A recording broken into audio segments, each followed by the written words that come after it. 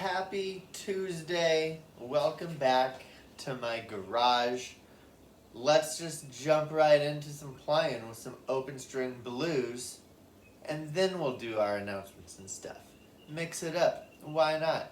Here's open string blues. And 1, 2, here we go.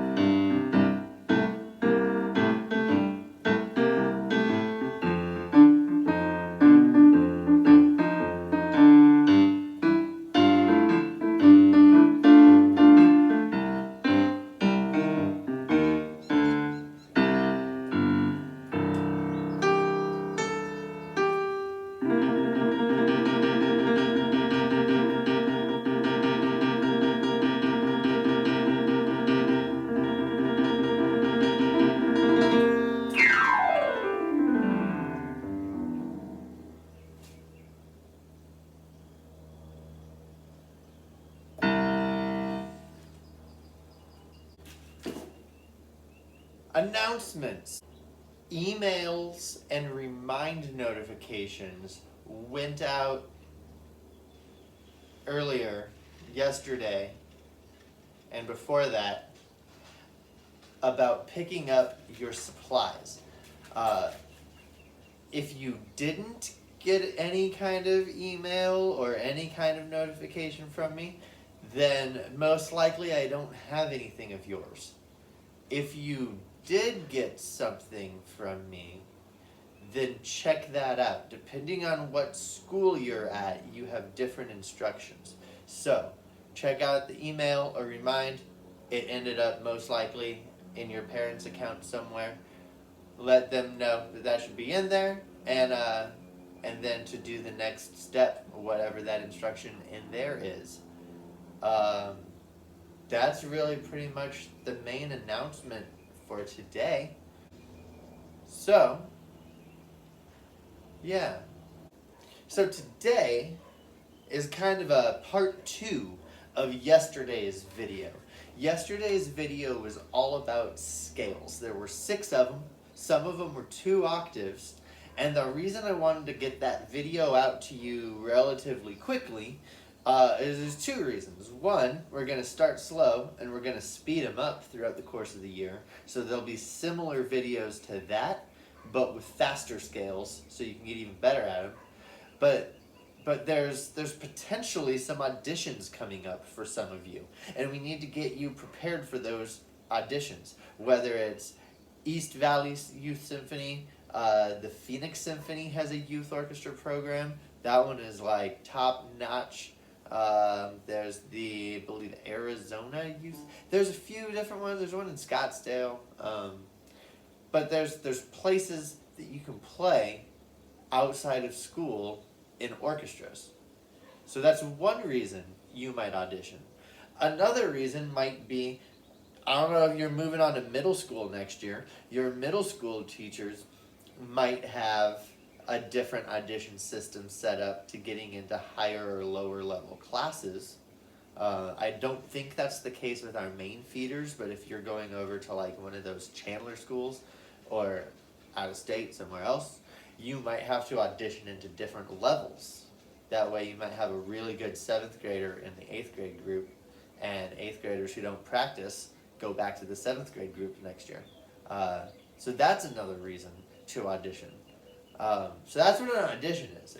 It's you're playing in front of people to show off your skills so that they know either to accept you or where to place you. There might be a placement audition where everybody's in, they just need to know where you're sitting. And then there's like a you're in or you're not in kind of audition. And so there's those two kinds. As far as how the audition actually works, there's also a couple different ways. Most likely at your age level, you'll walk into this room and there'll be a few adults, teachers, musicians, whoever, sitting at a table. There's usually more than one person. If only one person's auditioning you, I don't know, it's a sketchy audition. There should be a few people. And so you'll see the few people sitting there, you can talk to them, they'll talk to you. It's kind of like a job interview almost. And then you play through your stuff and then work it out.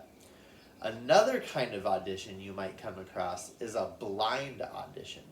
And this is where when you walk in, there's still a few judges sitting behind a table, but there's a big curtain in between you and the judges. You can't see them, they can't see you.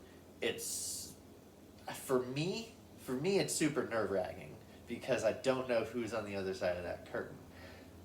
If I can see the other people and I can see their faces, I know how things are going, but blind auditions are kind of, they're weird, they're scary, I think. Some people like them. If you can't see the people, maybe it makes you more relaxed and you just pretend like you're playing for an empty room. Those are the two types. Funny story about blind auditions. I don't actually know if it's funny. It's our history, which is filled with not funny stuff, but blind auditions have led to some controversy, if you will. If you saw some of those Berlin Philharmonic concerts that they had their free trial thing going out during this quarantine thing, I wonder if it's still going on. I don't know. I haven't checked in the last week since it was ended. Maybe they're still doing it. But the Berlin Philharmonic, you might have noticed if you saw that, has a lot of guys in the orchestra. There were like 4 women in that entire orchestra. It used to be like that in almost every orchestra, whether it was the LA Philharmonic, the New York Phil, the Chicago Symphony, the London Phil. All of these huge world-class orchestras were filled with men. And a few women started to pick up on a pattern that they were only bringing men in, even though all of these auditions were blind auditions. So how did they know? They walk in and there's a curtain, they're behind the curtain, nobody can see. How did these judging panels somehow happen to only pick the guys? They figured it out. A few women started to audition at these blind auditions by wearing men's shoes. So when they walked in and you could see underneath the curtain, you couldn't tell if it was a man or a woman because they were wearing men's shoes. And once some people started doing that, we started to see more and more women getting into these world-class orchestras. So, sketchy stuff on the judges. That's one reason I'm not a fan of blind auditions. You never really know what's going on. So anyway, let's talk about the kind of the second part of this audition. There's 3 parts. There's the scales that we did in yesterday's video.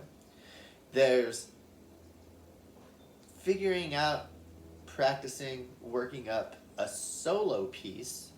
That's today's lesson. And then in a future lesson, we're going to talk about part 3, sight reading. You got to be able to read music on the spot. So if you're the kind of person that writes your notes in above or below every single one of those notes because you're struggling with note reading, well, the sight reading is where they're going to test you to see if you know how to play those or not without writing stuff in. So we're going to work on that in a future video.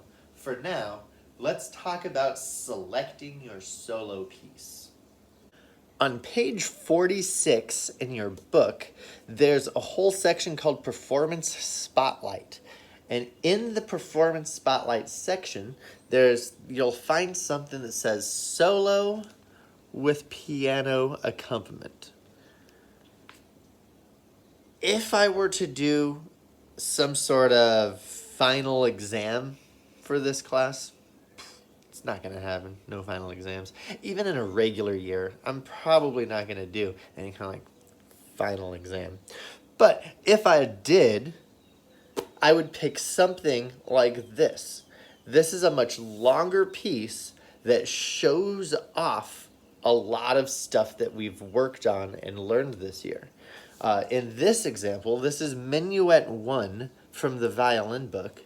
Let's take a quick look at it. We see at the very beginning, one of the first things that we need to look at is our clef. Make sure we're playing violin music. If you're a violin, you're looking at the treble clef. After that, we look at our key signature. There's only one sharp in that key signature. That means we're in the key of G. That's the second key that we learned how to play in. The first key was D, which has 2 sharps. G has 1 sharp. If you're looking at a piece and it's in D, the first one that we've learned, that's less impressive to the judges than a piece that's in G. Maybe only slightly, but it's enough to take in consideration, right? If everybody that gets in played a piece in G and you were playing the piece in D and it just wasn't enough, you might not have gotten the audition just because of the choice you made to play that instead, you know? So the second thing we look at is the time signature. This is in 3/4. So again, it's the second time signature that we learn how to play in. If you pick something in 4/4, I mean, it's probably going to be fine, but it's not quite as impressive as picking something in 3/4. As we continue on, let's look at the actual notes. We start off with a forte, so we know we're playing loud. Later, we have a piano, so we know it goes to soft. So we get to show off both playing loud and playing soft. That's a plus over somebody who's only chosen something with one dynamic. There's more stuff to show off if there's extra dynamics. From the beginning, we've got down bow, up bow, up bow. So we've got a hooked bow right away. If there's no hooked bows in anything you're choosing, down, up, down, up, those 2 directions in a row, you might want to look at something a little more challenging. Some other things we might find here. There's a repeat. So we play, then we repeat back to the beginning. Then we pick up from there and finish it off to the end. If you had something with a first or second ending, that would also be a good choice.